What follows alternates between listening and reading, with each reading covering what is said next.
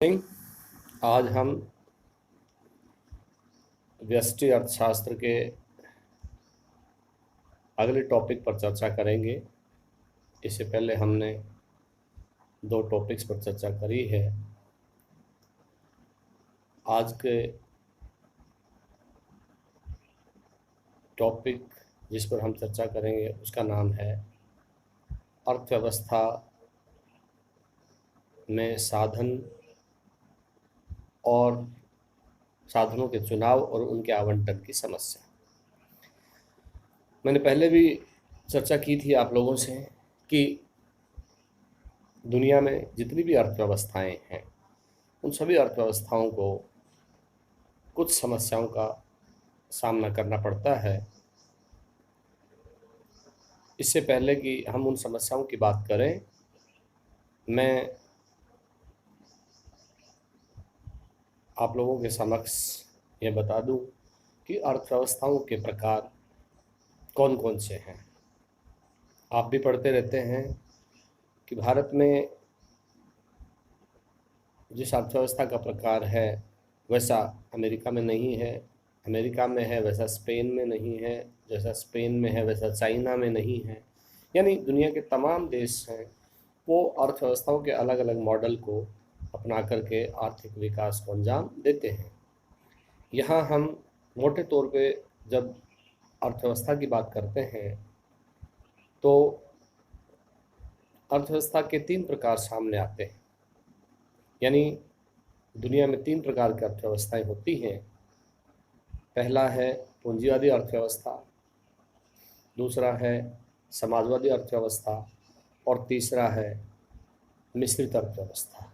हालांकि कुछ अर्थशास्त्री साम्यवादी अर्थव्यवस्था को एक अलग प्रकार मानते हैं, इसलिए उनके अनुसार दुनिया में चार तरह की अर्थव्यवस्थाएं हैं, लेकिन हम यहाँ साम्यवादी अर्थव्यवस्था को समाजवादी अर्थव्यवस्था का ही एक रूप मान करके तीन अर्थव्यवस्थाओं की बात करेंगे। अर्थव्यवस्था का पहला प्रकार जैसा मैंने बताया पूंजीवादी अर्थव्यवस्था। पूंजीवादी अर्थव्यवस्था का तात्पर्य एक ऐसी व्यवस्था से है, एक ऐसी आर्थिक प्रणाली से है जिसमें देश के संसाधनों पर व्यक्तिगत स्वामित्व होता है, अर्थात इसमें व्यक्तिगत आर्थिक स्वतंत्रता पाई जाती है तथा साधनों का उपयोग निजी लाभ के लिए किया जाता है। यहाँ पर यह बात भी उल्लेखनीय है कि इस अर्थव्यवस्था का सामाजिक कल्याण से बहुत अधिक वास्ता नहीं होता है। यहाँ पर व्यक्तिगत कल्याण की बात की जाती है और अर्थव्यवस्था में जितने भी श्रमिक कार्य करते हैं वो श्रमिक केवल मजदूरी के आधार पर कार्य करते हैं, उनका संसाधनों पर हक नहीं होता है और इस तरह से यहाँ संसाधनों पर स्वामित्व पूंजीपतियों का होता है, व्यक्तिगत स्वामित्व होता है और व्यक्तिगत लाभ की भावना से कार्य किया जाता है। यही इसका संक्षिप्त सार है। इसके बाद दूसरी अर्थव्यवस्था है जिसको हम समाजवादी अर्थव्यवस्था के नाम से जानते हैं। हाँ, एक चीज़ मैं और ऐड कर दूं कि पूंजीवादी अर्थव्यवस्था मुख्य रूप से विकसित राष्ट्रों जैसे America, England, France, Germany, Switzerland, New Zealand जैसे बड़े देशों में पाई जाती है। दूसरी अर्थव्यवस्था का प्रकार जिसको हम समाजवादी अर्थव्यवस्था के नाम से जानते हैं, यह अर्थव्यवस्था पूंजीवादी अर्थव्यवस्था के बिल्कुल उलट होती है। यानी यहाँ पर देश के संसाधनों पर व्यक्तिगत स्वामित्व नहीं हो करके इसमें साधनों पर संपूर्ण समाज का हक होता है। यानी साधन संपूर्ण समाज के लिए है, इसमें सामाजिक कल्याण की भावना काम करती है। यहाँ पर व्यक्तिगत हितों की बात नहीं की जाती है, इसलिए यह पूंजीवादी अर्थव्यवस्था से इस रूप में अलग है कि इस अर्थव्यवस्था में सामाजिक जिम्मेवारियों के साथ, सामाजिक सामूहिक लाभ के साथ देश के संसाधनों का उपयोग होता है, सामाजिक कल्याण की बात की जाती है, और इस तरह से यह अर्थव्यवस्था दुनिया के बहुत से देशों में पाई जाती है। हालांकि इस अर्थव्यवस्था का के स्वरूप की जब हम बात करते हैं तो उसमें साम्यवादी अर्थव्यवस्था भी सम्मिलित होती है, जिसका सबसे बड़ा उदाहरण चीन है। इस तरह से यह अर्थव्यवस्था पूर्व सोवियत संघ और सोवियत संघ के विघटन के बाद बने राज्यों में आज भी किसी न किसी रूप में पाई जाती है। और तीसरा प्रकार है मिश्रित अर्थव्यवस्था, मिक्स्ड इकोनॉमी।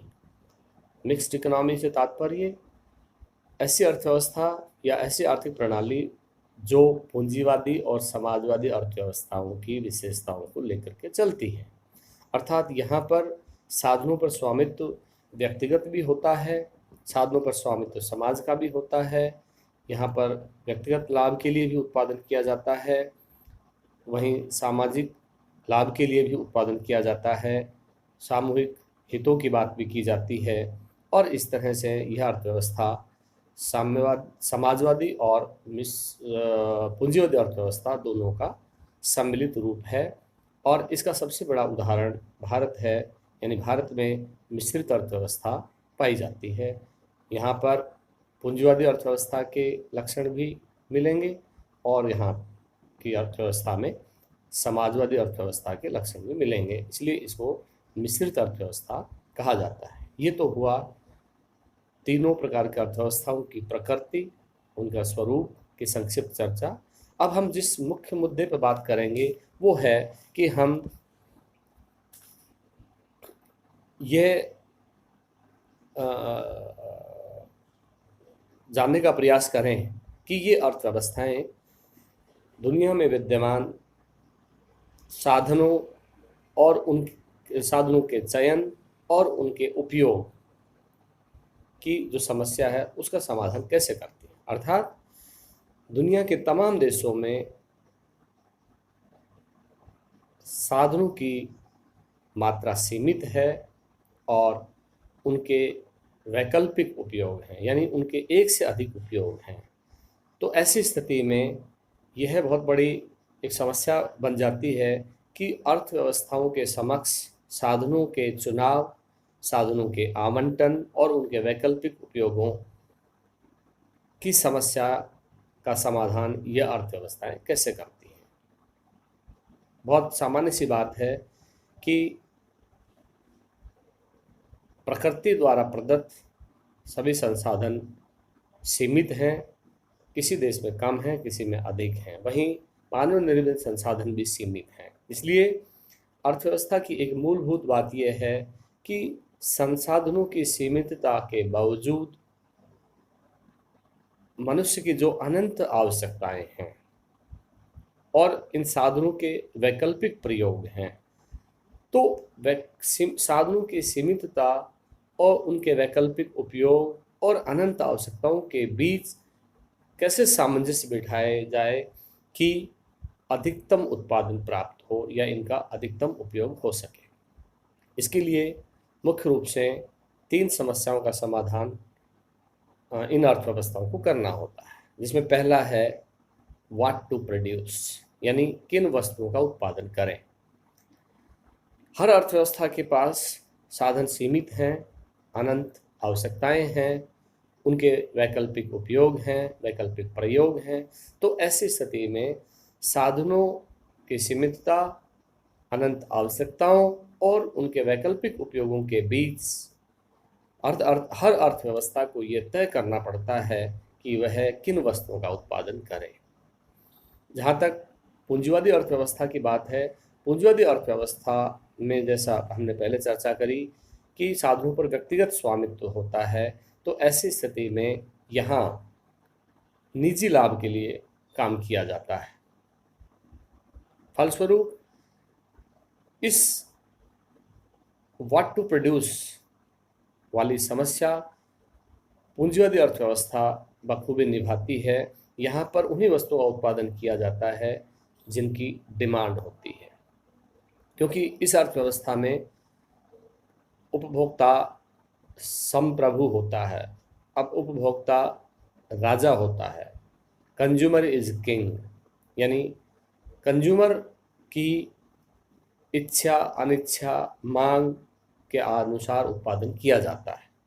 इसलिए यह अर्थव्यवस्था केवल उन वस्तुओं के उत्पादन पर फोकस करती है जिनकी मांग उपभोक्ता करते हैं, और उन वस्तुओं की मांग पर अधिक ध्यान नहीं दिया जाता है जिन वस्तुओं के उत्पादन को लेकर के उत्पादक बहुत अधिक उत्साहित नहीं होते, क्योंकि उनकी मार्केट में डिमांड नहीं होती है। और ऐसी स्थिति में कम डिमांड वाली वस्तुओं का या जिनका सामाजिक कल्याण से सरोकार है, उन वस्तुओं का उत्पादन नहीं होता है।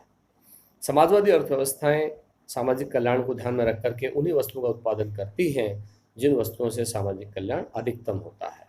और मिश्रित अर्थव्यवस्था इन दोनों मॉडल्स के आधार पर उन्हीं वस्तुओं का उत्पादन करती हैं जिन्हें उपभोक्ता मांग भी अधिक जिनकी करते हैं और साथ साथ में सामाजिक कल्याण भी जिनसे प्राप्त होता है। तो ये समस्या तीनों अर्थव्यवस्थाएं अपने अपने अनुसार सॉल्व करती हैं। दूसरी समस्या है हाउ टू प्रोड्यूस, यानी उत्पादन कैसे करें। तो उत्पादन कैसे करें, इसके लिए अर्थव्यवस्थाएं अपने यहाँ विद्यमान संसाधनों का उपयोग करके और विधियां अपनाती हैं। जैसे हर देश में दो तरह से या दो विधियों से उत्पादन किया जाता है। एक है पूंजी गहन तकनीक और दूसरा श्रम गहन तकनीक। ये तीनों ऊपर बताई गई अर्थव्यवस्थाएं अपने अपने अनुसार वस्तुओं का उत्पादन करती हैं, और उन वस्तुओं के उत्पादन में कौन सी विधियां काम में ली जाएं, ये उन देशों में विद्यमान उत्पादन के संसाधनों पर निर्भर करता है।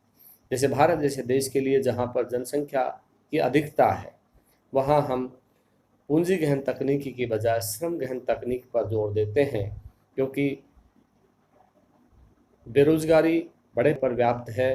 तो ऐसी स्थिति में हर हाथ को काम मिले, हर हाथ को रोजगार मिले, कोई हाथ खाली ना रहे, इसलिए हम श्रम गहन तकनीक पर अधिक जोर देते हैं।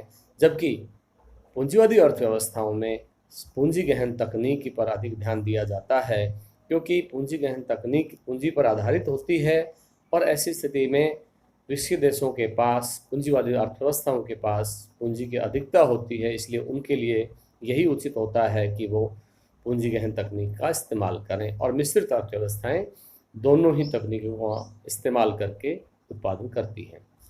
और तीसरी विधि है कि प्रोडक्शन टू होम, यानी उत्पादन किन के लिए किया जाए, उत्पादन का वितरण किन लोगों के बीच में किया जाए। जहाँ तक पूंजीवादी अर्थव्यवस्था है, वो इस समस्या का समाधान व्यक्तिगत लाभ, व्यक्तिगत स्वामित्व को आधार बना करके करती है, क्योंकि यहाँ पर समाज के संसाधनों या देश के संसाधनों पर व्यक्तियों का हक होता है, समाज का हक नहीं होता है। तो ऐसी स्थिति में उन्हीं लोगों के बीच उत्पादन का वितरण होता है जो आर्थिक रूप से मजबूत होते हैं, जिनकी क्रय शक्ति अधिक होती है और जो खरीद सकने की क्षमता वाले उपभोक्ता होते हैं। इसी तरह से समाजवादी अर्थव्यवस्थाओं में सामूहिक हित और सामाजिक कल्याण को ध्यान में रख करके उत्पादन किया जाता है, और तीसरी अर्थव्यवस्था में दोनों को आधार बना करके उनका उत्पादन होता है, उत्पादन का वितरण होता है। इस तरह से वस्तुओं का वितरण कैसे किया जाए, इसका समाधान तीनों अर्थव्यवस्थाएं अपने अपने अनुसार करती हैं। इस तरह से इन उपरोक्त तीन समस्याओं का समाधान ये अर्थव्यवस्थाएं करती हैं। इसके अलावा चार अन्य समस्याएं भी होती हैं, जिसका हम अगले लेक्चर में उनका वर्णन करेंगे। आज के लिए बस इतना ही। कोई सवाल हो तो आप पूछ सकते हैं, अभी पूछ सकते हैं, बाद में पूछ सकते हैं, जब कभी आपको लगे, या मेरा नंबर आप नोट करके रखिए, उस नंबर पे भी आप क्वेश्चन करके फ़ोन करके पूछ सकते हैं मेरा नंबर है 9414640411। बहुत बहुत धन्यवाद।